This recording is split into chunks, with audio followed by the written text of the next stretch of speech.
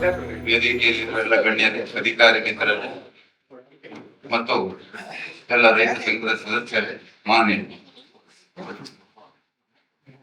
ಇಲ್ಲಿ ಎಲ್ಲ ವಿಷಯವು ಮಾತಾಡಿ ಆಗಿದೆ. ನಾನೇನು ಹೇಳೋದು ಅಂತ ಹೇಳಿದ್ರೆ, from the beginning people participation ಆಗ್ಬೇಕು ಅಂತ ಕಸ್ತೂರಿ ರಂಗನ್ ಹೇಳಿದರು. ಇವರು ಕೋಸ್ಟಲ್ ಸಿಟಿ ಝೋನ್ ಆಗುವಾಗ ಜಿಲ್ಲಾ ಕಮಿಟಿ ಇರ್ಬೋದು, ಗ್ರಾಮ ಕಮಿಟಿ ಇರ್ಬೋದು, ಜನರ ಸಹಭಾಗಿತ್ವದಲ್ಲಿ ಜನರನ್ನ ವಿಶ್ವಾಸ ತಗೊಂಡು ಮಾಡ್ಬೇಕನ್ನೋದನ್ನ ಫಾಲೋ ಮಾಡಿಲ್ಲ, ಪ್ರೋಟೋಕಾಲ್ ಫಾಲೋ ಮಾಡಿಲ್ಲ. ಅಂದ್ರೆ ನಾವು ರೈತರನ್ನ ಕತ್ತಲಲ್ಲಿ ಇಟ್ಟಿದ್ದಾರೆ. ಕಸ್ತೂರಿ ರಂಗನ್ ವರದಿ ಏರಿಯಾ ಅದು ಕೂಡ ಜಿಲ್ಲಾ ಕಮಿಟಿ, ರಾಜ್ಯ ಕಮಿಟಿ, ಗ್ರಾಮ ಕಮಿಟಿ ಮಾಡುವಾಗ ನಮ್ಮ ರೈತರನ್ನ ಕತ್ತಲಲ್ಲಿ ಇಟ್ಟಿದ್ದಾರೆ. ಅಲ್ಲೂ ಕೂಡ ನಮ್ಮನ್ನ ಕೇಳಿದ್ರು. ಅಂದ್ರೆ ನಮ್ಗೊಂದು ರೈಟ್ ಇದೆ, ರೈತರಿಗೊಂದು ರೈಟ್ ಇದೆ, ನಾಗರಿಕನಿಗೊಂದು ರೈಟ್ ಇದೆ. ಈ ಜನರ ಸಹಭಾಗಿತ್ವ ಯಾಕಂತ ಹೇಳಿದ್ರೆ, ಈ ತರ ಮಾಡುವಾಗ ನಾಗರಿಕರಿಗೆ ತೊಂದರೆ ಆಗತ್ತದ ಅಂತ ನೋಡ್ಬೇಕು ಅಂತ ಕಸ್ತೂರಿ ರಂಗನ್ ಹೇಳಿದ್ದಾರೆ. ಆದ್ರೆ ಇದನ್ನ ಇಂಪ್ಲಿಮೆಂಟ್ ಮಾಡುವಾಗ ಯಾವ ನಾಗರಿಕನನ್ನ, ಯಾವ ಗ್ರಾಮ ಪಂಚಾಯತ್ ಯಾವ ಗ್ರಾಮ ಸಭೆಯನ್ನು ಯಾರು ಏನು ಮಾಡಿದ್ರು, ಇದು ಗಮನಿಸಬೇಕಾದ ಅಂಶ. ಯಾಕಂತ ಹೇಳಿದ್ರೆ ಇದು ಲೀಗಲ್ ಪರ್ಸ್ಪೆಕ್ಟಿವ್ ಇದೆ. ಈಗ ಏನು ಝೋನ್ ವರದಿ ಆಗಿ ಅದನ್ನು ಇಂಪ್ಲಿಮೆಂಟ್ ಮಾಡಿದ್ದಾರೆ, ಹೀಗೆ ಏನು ಮಾಡ್ತಾ ಇದ್ದಾರೆ, ಸರಿಯಾದ ಪ್ರೋಟೋಕಾಲ್ ಮಾಡಿ ಫಾಲೋ ಮಾಡಿದ್ರು. ಆದ ಕಾರಣ ಇದು ನಾವು ರೈತರು ನಮ್ಮ ಹತ್ರ ಸಾಧ್ಯ ಆಗುದಿಲ್ಲ. ಇದನ್ನು ನಾವು ಕೋರ್ಟಿನಲ್ಲಿ ಪ್ರಶ್ನೆ ಮಾಡಬಹುದು. ನಮ್ಮ ಹಕ್ಕನ್ನ ಕಸಿಯಲಾಗಿದೆ, ನಮ್ಗೆ ಅನ್ಯಾಯ ಆಗಿದೆ, ರೈತರಿಗೆ ಅನ್ಯಾಯ ಆಗಿದೆ. ರೈತರ ಹಕ್ಕುಗಳನ್ನ ಯಾರು ಕೇಳಿಲ್ಲ. ಮತ್ತೆ ರೈತ ಅನ್ನುವ ಇವತ್ತಿನವರೇ ಈಗ ಪಾರಂಪರಿಕ ಅರಣ್ಯವಾಸಿಗಳಂತ ಹೇಳಿದ್ರೆ SC/ST ಅಂತ ನಮ್ಮ ಕಾನೂನು ಮಾಡಿದ್ದಾರೆ. ಪರಂಪರಾಗತ SC/ST ಗಳಲ್ಲ, ನಾವು ಕೂಡ ಪರಂಪರಾಗತ SC ತರನೇ ನಾವು ವಾಸ ಮಾಡುದು. ನಮ್ಮ ಬಾಲ್ಯದಲ್ಲಿ ನೀವು ನೋಡಿದ್ರೆ ನಮ್ಮ ಊರಿನಲ್ಲಿರುವ ಎಲ್ಲ ಮನೆಗಳು ಹುಲ್ಲೆ, 1-2 ಮನೆ ಮಾತ್ರ ಹಂಚಿನ ಮನೆ ಇದ್ರು. ನಾವು ಕೂಡ ಪರಂಪರಾಗತ ಅರಣ್ಯವಾಸಿಗಳು. ಅವರಿಗೆ ಬೇಕಾದಷ್ಟು ಪ್ರೊವಿಷನ್ ಕೊಟ್ಟಿದ್ದಾರೆ, ನಮ್ಮನ್ನು ನೆಗ್ಲೆಕ್ಟ್ ಮಾಡಿದ್ದಾರೆ ಪ್ರತಿಯೊಂದು ಹಂತದಲ್ಲಿ. ಯಾರು ಮಾಡಿದ್ದಾರೆ, ಏನ್ ಮಾಡಿದ್ದಾರೆ ಗೊತ್ತಿಲ್ಲ.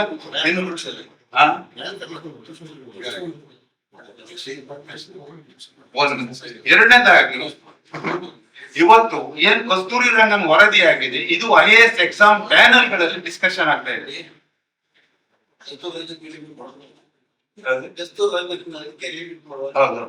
IAS ಪ್ಯಾನಲ್ಗಳು ಡಿಸ್ಕಷನ್ ಮಾಡ್ತಾರೆ. ಕಸ್ತೂರಿ ರಂಗನ್ ವರದಿಯಲ್ಲಿ ಲೋಪ ಇದೆ, ಟ್ರೂತ್ ಫೈಂಡಿಂಗ್ ಮಾಡ್ಬೇಕು, ಬೇರೆ ಬೇರೆ ವಿಷಯಗಳಿದೆ, ತುಂಬಾ ಇದೆ. ಕಾರಲ್ಲಿ ಇದೆ, ಇಲ್ಲಿ ಕೆಲವೊಂದು ಅವರು ಡಿಸ್ಕಷನ್ ಅಲ್ಲಿ ಪಾಯಿಂಟ್ ಔಟ್ ಮಾಡಿದ್ದಾರೆ. ಇದರ ಡಿಸ್ಅಡ್ವಾಂಟೇಜಸ್ ಏನು ಅಂತ ತುಂಬಾ ಇದೆ. 10-12 ಡಿಸ್ಅಡ್ವಾಂಟೇಜಸ್ ಅವ್ರು ಹಾಕಿದ್ದಾರೆ. ಅಂದ್ರೆ ನಮ್ಗೆ ಅನ್ಯಾಯ ಆದ ಸತ್ಯ. ಅಂದ್ರೆ ಈಗ ಏನು ಅಂತ ಗ್ರೌಂಡ್ ಲೆವೆಲ್ ಸರ್ವೆ ಅಂತ ಹೇಳ್ತಿದ್ದಾರೆ. ನಮ್ಮ ಅಧಿಕಾರಿಗಳು ಹೇಳಿದ ಹಾಗೆ ಫಾರೆಸ್ಟ್ ಬೌಂಡ್ರಿಯನ್ನು ಸರ್ವೆ ಮಾಡೋದಲ್ಲ, ವೈಲ್ಡ್ ಲೈಫ್ ಆಕ್ಟ್ ನಲ್ಲಿ ಮಾನದಂಡ ಇದೆ. ಯಾವುದು ವೈಲ್ಡ್ ಲೈಫ್ ಮಾಡ್ಬೇಕನ್ನೋ ಮಾನದಂಡ ಇದೆ. ಕಸ್ತೂರಿ ರಂಗನ್ ವರದಿಯಲ್ಲಿ ಮಾನದಂಡ ಇದೆ. ಇವರು ಮಾಡುವಾಗ ಮಾನದಂಡವನ್ನು ಫಾಲೋ ಮಾಡಿದ್ದಾರ ಅನ್ನುವ ಸರ್ವೆ ಆಗ್ಬೇಕಂತ ನಾವು ಕೇಳ್ತಾ ಇದ್ದೇವೆ ಬಿಟ್ರೆ ಫಾರೆಸ್ಟ್ ಬೌಂಡ್ರಿಯನ್ನ ಸರ್ವೆ ಮಾಡಿ ಅಂತ ನಾವು ಕೇಳ್ತಾ ಇಲ್ಲ. ಮಾನದಂಡ ಸರಿಯಾಗಿದೆಯಾ? ಇವತ್ತು 100 ಜನ ಅಂತ ಇದ್ದಾರೆ. ನೀವು 2014ರ ಸಮಯದಲ್ಲಿ ನೀವು ನೋಡಿದ್ರೆ 1 ಕಿಲೋಮೀಟರ್ 100 ಜನಕ್ಕಿಂತ ಪ್ರತಿ ಗ್ರಾಮದಲ್ಲೂ ಜಾಸ್ತಿ ಇದೆ. ಇವತ್ತು ನೀವು ತಗೊಂಡ್ರೆ 1000 ಗಟ್ಟಲೆ ಜನ ನಮ್ಮ ಊರಲ್ಲಿ ಇದ್ದಾರೆ. ಇದು ಫಾಲೋ ಮಾಡಿಲ್ಲ, ಆ ಮಾನದಂಡವನ್ನು ಫಾಲೋ ಮಾಡಿಲ್ಲ. ರಾಜ್ಯ ಸರ್ಕಾರದವರು ಇದನ್ನ ಮಾಡ್ಬೇಕಿತ್ತು. ರಾಜ್ಯ ಸರ್ಕಾರದವರು ಕೇರಳ ಮಾದರಿ ಅಲ್ಲ, ಇದು ಬೇಕಂತ ಏನಿಲ್ಲ. ನಮ್ಮ ರಾಜ್ಯದಲ್ಲಿ ಒಂದು ಕಮಿಟಿಯನ್ನ ಮಾಡಿ ವಸ್ತುಸ್ಥಿತಿ ಏನಿದೆ, ನಾಗರಿಕರನ್ನ ಪಂಚಾಯತರನ್ನ ಕೇಳಿ ಏನು ಮಾಡಬಹುದು. ನಾವು ಏನು ಅರಣ್ಯದ ವೈರಿಗಳಲ್ಲ, ನಾವು ಕೂಡ ಪರಿಸರ ಪ್ರೇಮಿಗಳು. ನಾವೆಲ್ಲ ಇಲ್ಲಿ ನೆರೆದಿರುವವರು ಹೆಚ್ಚಿನವರು ಪರಿಸರ ಹೋರಾಟಗಾರರು. ಸೊ ನಾವೆಲ್ಲ ಒಟ್ಟಾಗಿ ನಮ್ಮ ಜೊತೆ ಕೂತು ಯಾವುದು ಚರ್ಚೆ ಮಾಡಿ, ಇದೊಂದು ಬಹಳ ಬೇಸರದ ಸಂಗತಿ. ಇನ್ನು ಮುಂದಾದ್ರೂ ಕೂಡ ಇದು ಮತ್ತೆ ನಾನು ಯಾವುದೇ ಪಕ್ಷದ ವಿಷಯ ಹೇಳ್ತಾ ಇಲ್ಲ, ಇದು ರಾಜ್ಯ ಸರ್ಕಾರದ ವೈಫಲ್ಯ. ಯಾಕಂತ ಹೇಳಿದ್ರೆ ಸುಪ್ರೀಂ ಕೋರ್ಟ್ ಕೇಂದ್ರ ಸರ್ಕಾರ ಕೇಳುತ್ತೆ, ಕೇಂದ್ರ ಸರ್ಕಾರ ರಾಜ್ಯ ಸರ್ಕಾರ ಕೇಳುತ್ತೆ, ನೀವು ಉನ್ನತ ಮಟ್ಟದ ಸಮಿತಿಯನ್ನು ಮಾಡಿ ಸರ್ವೆ ಮಾಡಿ ಕಳಿಸಿಕೊಡಿ ಅಂತ ಹೇಳ್ತಾರೆ.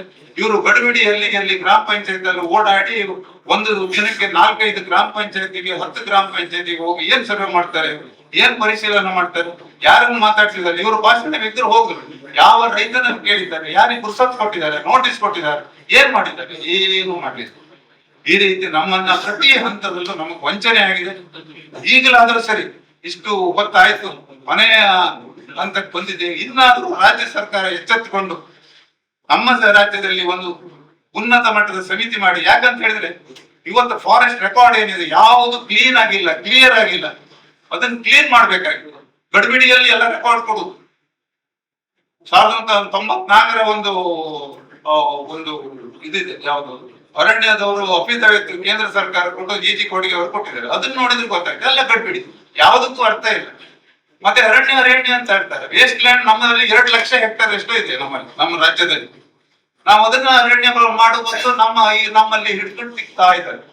ಈ ಎಲ್ಲ ಅಂಶಗಳನ್ನು ನಾನು ಹೇಳಿ ಉನ್ನತ ಮಟ್ಟದ ಸಮಿತಿ ಮಾಡಿ ನಮ್ಮ ವಾಸ್ತವವನ್ನು ಅರಿತು ಡಿಮಾರ್ಕೇಶನ್ ಮಾಡಿ. ನಾವೇನು ವೈರಿಗಳಲ್ಲ. ನಮ್ಮ ಈಗ ಇದು ಇಕೋ ಸೆನ್ಸಿಟಿವ್ ಝೋನ್ 1 ಕಿಲೋಮೀಟರ್ ಕೊಟ್ಟಿದ್ದಾರೆ, ಅದರಲ್ಲಿ ಅವಕಾಶ ಇದೆ.